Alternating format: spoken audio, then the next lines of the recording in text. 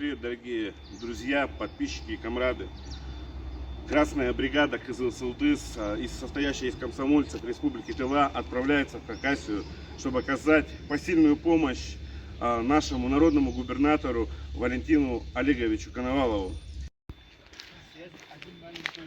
Ну что, едем к Валентину Олеговичу, да?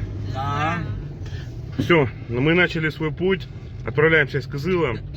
Ну и, соответственно, покажем путь-дорогу, как мы едем. Обязательно остановимся на полочке, чтобы сфотографировать и записать для вас видос. С красивыми видами.